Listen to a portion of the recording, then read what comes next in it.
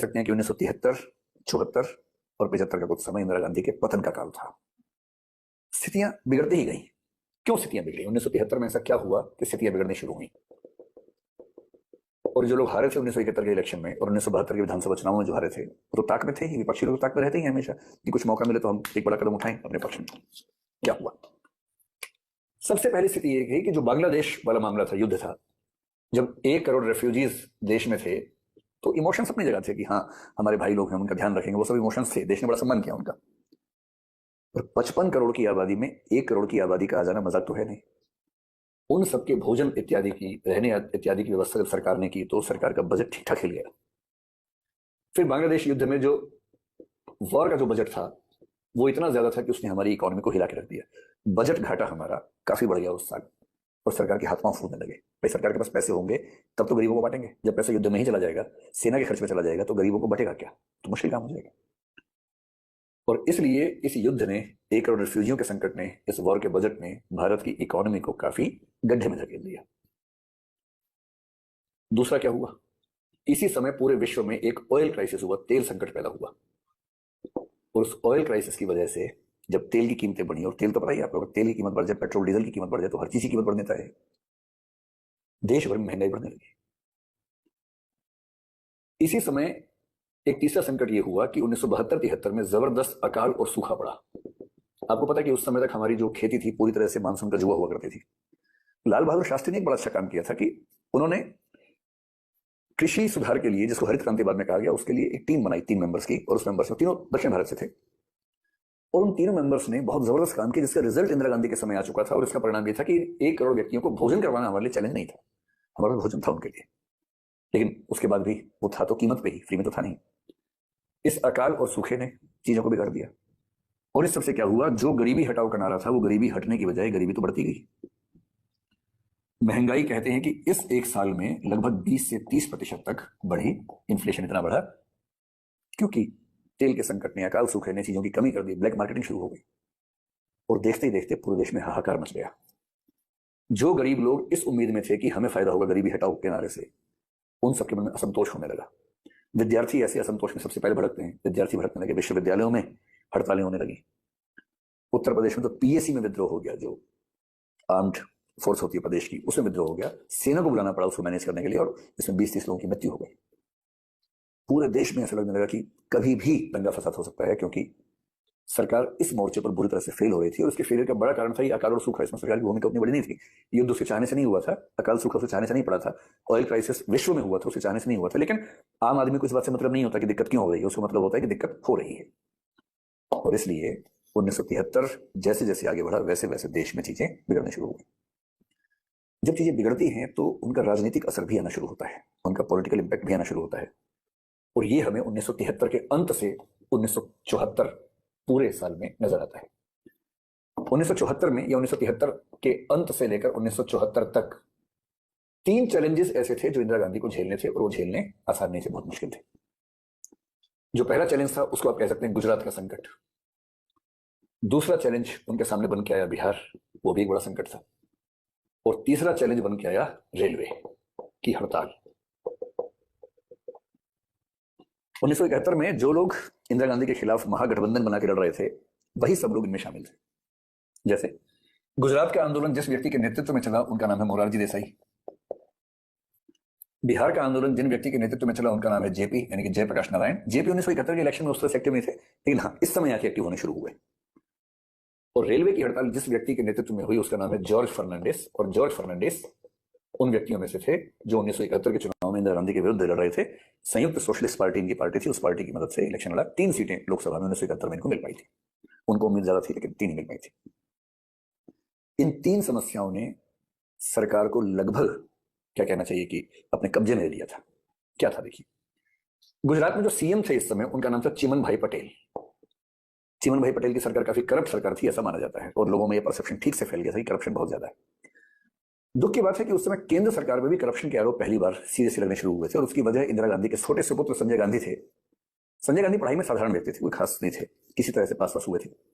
फिर वो इंग्लैंड चले गए, रोल्स रॉयस कार के कारखाने में काम किया, सीखा, ट्रेनिंग ली। फिर भारत लौटे 71 के आसपास। तो उनकी इच्छा ये थी कि अब मैं भारत में कार की फैक्ट्री लगाऊंगा। कार की फैक्ट्री उस समय लगाना इतना आसान नहीं था, सरकार के नियम कायदे बहुत गंभीर किस्म के हुआ करते थे। अब संजय गांधी चाह रहे तो कौन मना करेगा। तो ये हुआ कि एक छोटी कार मैं बनाना चाहता हूं, तो सरकार ने छोटी कार बनाने की फैक्ट्री के लिए निविदाएं आमंत्रित की, टेंडर्स निकाल दिए। 18 कंपनियों ने टेंडर भरा, जिनमें से केवल एक कंपनी सिलेक्ट हुई, वो संजय गांधी की कंपनी थी। और संजय गांधी को कोई अनुभव नहीं था। उनकी कंपनी थी मारुति सुजुकी, जो जापान के सुजुकी कॉर्पोरेशन के साथ कॉन्ट्रैक्ट में थी। साल की 50,000 कारें बनाने का ठेका मिला, और संजय गांधी को जैसे ही ठेका मिला, विपक्षी दलों ने खूब ये बात उछालनी शुरू कर दी कि इंदिरा गांधी खुद करप्शन में शामिल हैं, उनका बेटा खुद करप्शन में शामिल है, और ये बात बहुत फैल गई थी। इंदिरा गांधी पसोपेश में थी। इंदिरा गांधी के प्रिंसिपल सेक्रेटरी पीएन अक्सर ने उनको सलाह दी कि वो इस चीज को कैंसिल कर दें, खुद को अलग रखें इस चीज से, पर कहते हैं कि विनाश काले विपरीत बुद्धि, तो उस समय इंदिरा गांधी इस बात को नहीं समझ पाई। और 1973-4 तक आते थे, करप्शन एक ऐसी समस्या दिखने लगी जनता को यह समझ में आने लग गया कि हमें नहीं मिल पा रहा है कुछ भी, इसकी वजह है कि ऊपर के लोग सब कुछ खा जाते हैं। और ये आरोप सबसे गंभीर जिस व्यक्ति पर लगा वो थे चिमन भाई पटेल। गुजरात में लोगों ने मजाक में चिमनचोर शब्द का प्रयोग करना शुरू कर दिया इनके लिए, खूब ये शब्द चलने लगा वहां पर। हुआ कुछ नहीं था, चिंगारी की जरूरत थी, पूरा मतलब तेल वेल सब कुछ पहले से भरा हुआ था, केवल एक चिंगारी लगने की जरूरत थी।